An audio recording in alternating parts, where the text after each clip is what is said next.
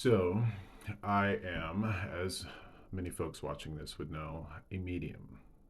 And I am an evidential medium. An evidential medium is somebody who can provide evidence of the life in the hereafter, the fact that our loved ones carry on in spirit. That is an evidential medium. That's what I am. And my days of the week where I do readings for folks is Friday, Saturday, and Sunday. Today, being Saturday, I have been going pretty much all day long from 10:30 right up until this afternoon when I'm all done right around 4:30. So, an interesting experience has been happening to me today. All throughout the course of my day, I've been getting a friend in my head. And this is how I receive messages from spirit. Now, I am blessed in what I do in that I have undeniable evidence that our loved ones carry on in the world of spirit. I also sit with grief and trauma around grief on a regular basis. Everyone that I sit with, most everyone that I sit with, have lost people that they love. The three worst things that a human being can go through, as far as I can weigh them, and I don't even know if they should be ranked, the three worst things a human being can experience is the loss of a child, the loss of a spouse, and the loss of a parent, or the loss of anybody else after that, brother, sister, friend, etc. Now, doing the work that I do, I have client after client after client, and it's an opportunity for me to go, okay, well, this person's here in spirit, and they're carrying on, and this person's here in spirit, and they were like this, and they have this message for you. I am very blessed in that way, and because of that, I have a perhaps I'm desensitized to those principles of spirit because I sit with it all the time. I just know that our loved ones carry on in the world of the hereafter. Yet I kept getting this person in my mind, this person, this friend of mine in my head over and over and over. And this person, this friend of mine, has gone through the loss of her mom recently. I also have a very dear friend who has lost her grandmother recently.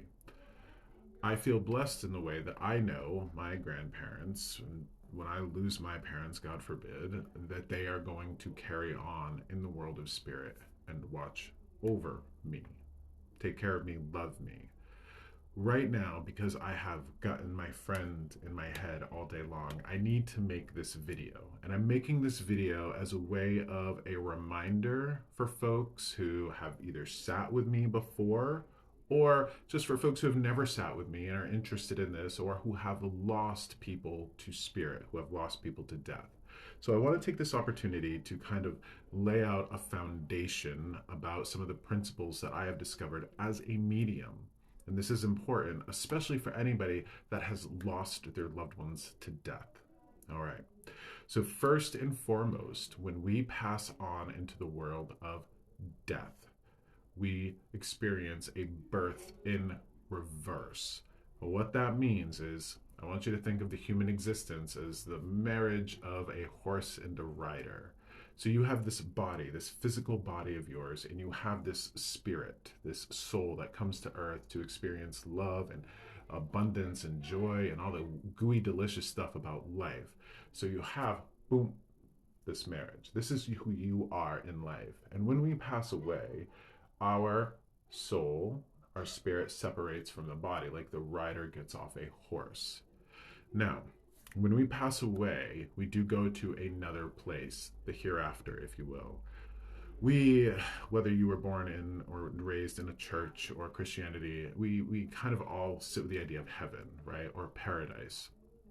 And when we think of heaven or paradise, especially when we think of it as above the clouds, we like to think that it is a far distant place. And I'm here to tell you right now, it is not. It is right here.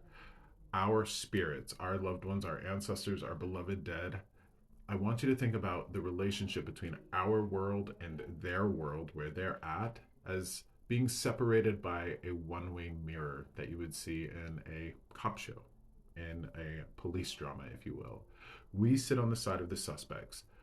pretty oblivious to what's going on. Our loved ones sit on the side of the police where they can see us, they can feel us, they can know us.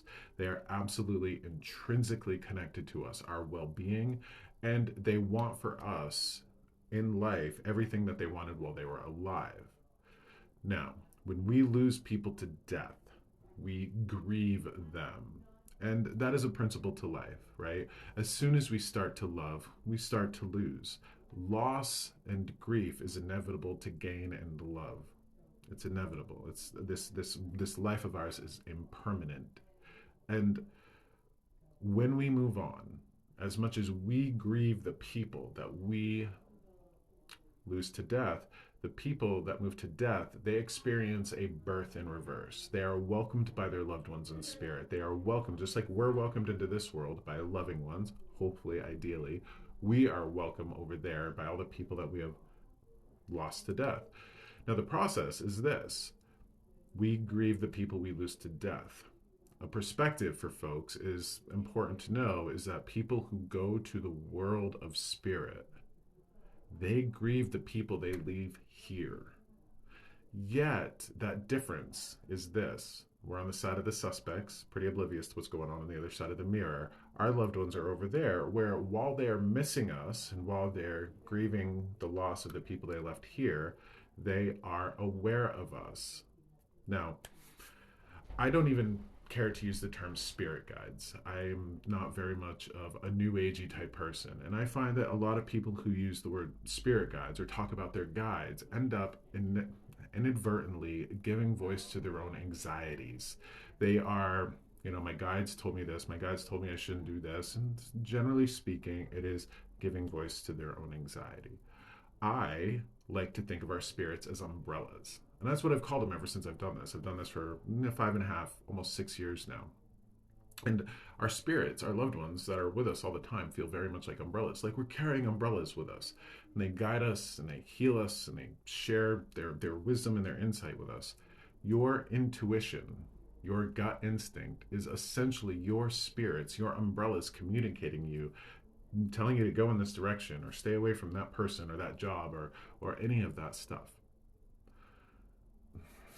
Our existence is tenuous. It's impermanent. Yet life and sort of the meaning to life, I liken it to this: our world, our life here is impermanent. It's temporary, and like a vacation, it's a temporary place that we should go to enjoy ourselves. We should come here to love one another, to know the wonders of this world. And I like to think of it as a camping trip, because when we go camping, the principle of camping, or the idea of camping, is that you leave it better than you found it, if you can. And if you can't leave it better than you found it, you don't leave it worse than you found it. And that's the principle of camping. So we're here in this world. We're kind of on the camping trip. When people move to death, they go home. They're just watching what's going on here. Now, keep in mind, and this is really meant for my friends, yet anybody that has lost people to death, keep in mind that when people go to the world of death, we want the best for them. And I know that my friend who lost her mother wants the best for her mother. I know my friend who lost her grandmother wants the best for her grandmother. It seems redundant to say that we want our loved ones in spirit to rest in peace. We absolutely do. I am here to tell you that if you want your spirits to rest in peace, you have to do everything that you can to live in peace. And this means moving from grief through grief when you can, how you can, and doing whatever you can to increase your joy, your love, your abundance, your health, your happiness. Because when you do that for you here, you are doing that for them there. I have lost one grandmother that I got a chance to know, which means I got a chance to love her. And she suffered greatly in her 87 years. She buried her husband. She buried 2 sons. She buried her parents. Those are the worst things a human can go through.